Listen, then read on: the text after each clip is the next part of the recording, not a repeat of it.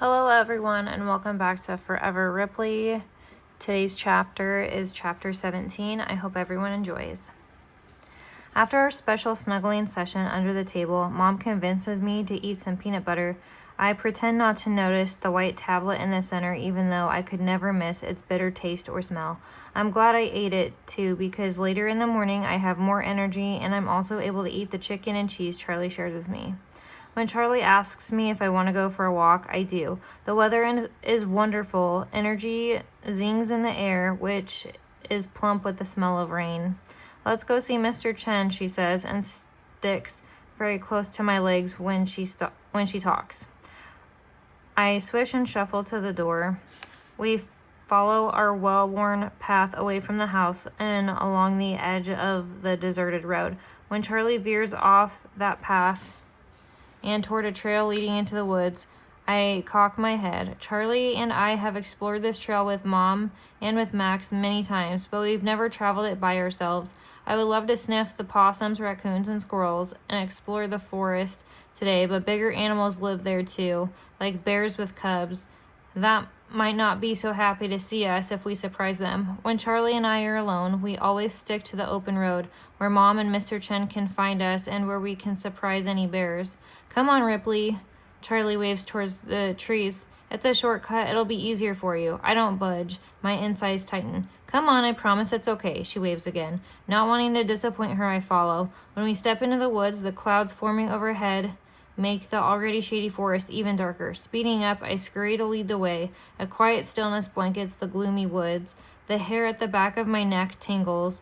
No birds chirp, no insects buzz, and the scent of the forest creatures fade with the growing wind, as if they've all taken cover in nests and dens. Charlie walks a little faster, as though she senses something strange as well.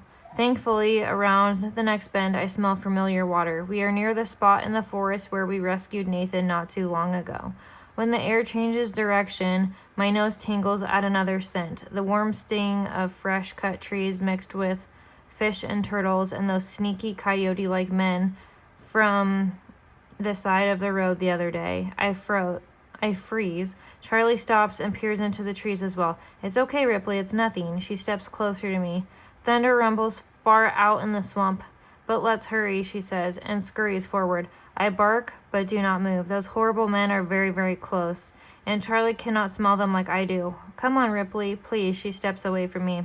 Her eyes and hands beg me to follow. I do not move, but she takes another step away, which is very strange. I used to be the leader always. She would not budge unless I moved first, but now that I think about it, she has been taking the lead more and more often these days. She has been the one helping me recently, like the day she lifted me over the log when we were trying to help Nathan, like the other night when she arranged the nest of blankets for me at the end of her bed, like today when she veered off of our regular path to follow this trail in the forest. She takes another step away. I cannot let her go alone. I have no choice. I follow, but my pads itch to turn back. My whiskers quiver. I whine. Then we round another turn, and Charlie seems to get it. She stops so suddenly that I bump right into the back of her legs. Oh!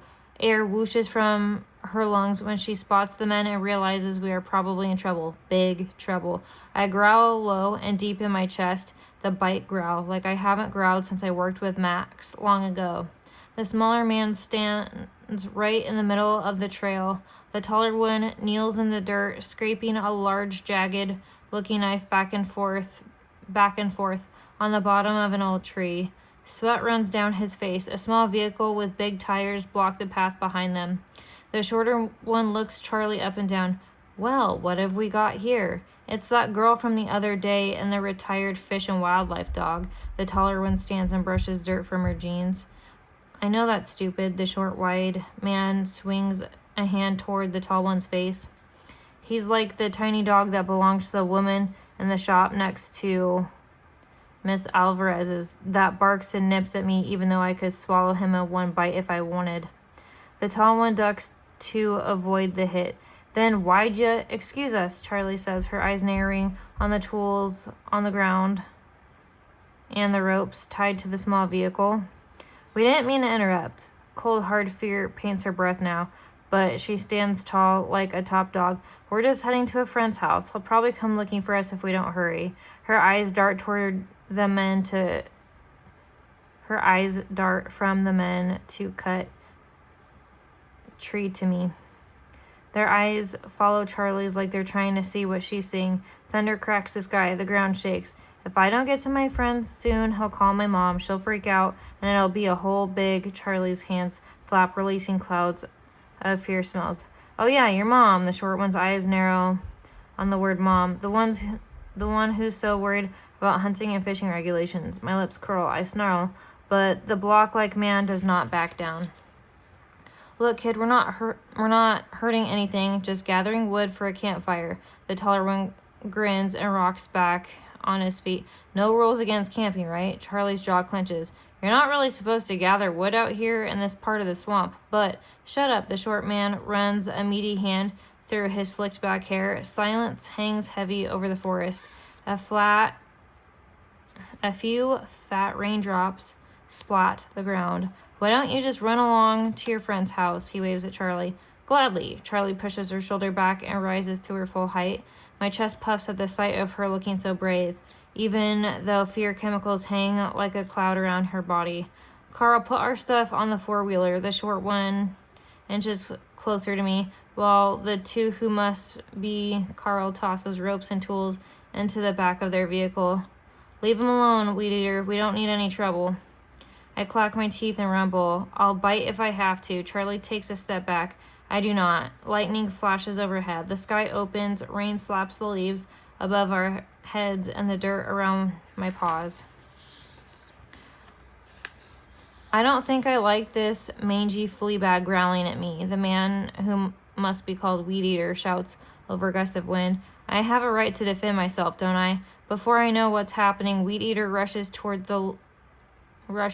forward and loops his rope around my muzzle and then around my neck. Surprised by how easily he caught me and by the sharp pain shooting up my back leg, I freeze. Freezing won't help Charlie though, so I rock back on my haunches and yank my head back and forth with every bit of my strength my old body can muster. I yank like Charlie's life might depend on this game of tug, and it might. But muzzled, I am useless. I can't bark, I can't bite, I can't do anything to save myself. Worse, I can't do anything to save Charlie. When yanking doesn't work, I lunge toward the horrible Weed Eater man. If I can knock him off balance, maybe Charlie and I can make a run for Mr. Chen's house, or at least Charlie can. But I'm too slow, and Weed Eater is too fast. Seeming 2 cents, I'm outmatched. Charlie grabs at Weed Eater's arm to help. When he shakes her off like she's an insect, she tumbles down a slippery embankment. Her screams rip through the forest and through my body. When I try to growl and huff, Weed Eater yanks the muzzle circling my snout even tighter. Carl twists the handle of the vehicle, blocking the trail. It roars to life. I writhe and tear at Weed Eater's skin with my claws. He just tightens his grip. The next thing I know, Weed Eater is tossing me on the vehicle between him and Carl and screaming, "Go, go, go!" We bounce over a fallen tree limb and crash to the ground. Rain pelts my fur. My teeth and bones clack and jar as we race along the rugged trail. I yelp in pain, but continue to struggle. I cannot leave Charlie, but it's no use. We travel so far that I lose her scent completely. By the time we finally skid to a stop near a messy area in the forest, strewn with trash, I'm exhausted. The rain slows to a steady drizzle. It cannot hide the stink of those men. Their scent paints the ground, the trash, even the tarp tied between the two trees. It's so strong it seems the men have been living here in the forest for many days. When a Weed Eater plops me to the ground, I wince. My back legs cannot support my behind. It collapses to the wet ground. Weed Eater still does not release the rope, holding my mouth closed. I struggle to breathe. Pain bites at my backside, but nothing compares to the aching emptiness inside of me from losing Charlie. You shouldn't have taken her. Carl shoves his hands into his pockets. You shouldn't be talking. She's old as dirt, but she could still lead fish and wildlife to us if that girl rats us out. The dog has our scent. Did you ever think of that, Carl? He grips his head like it hurts, then rakes his fingers through his hair. She's a scent dog. We gotta get out of here fast before the girl tells someone we got the dog and they come looking. Carl's eyes flit around the forest like he's on high alert, ready for an attack. Let's head down to Swan Quarter and try our luck there. Can you just shut up for 2 minutes and let me think? Fine. Carl turns his back and stomps toward a truck partially hidden under a bushy tree. When he clambers over a stack of long logs stacked near the truck and opens a box in the back, the swamp water smell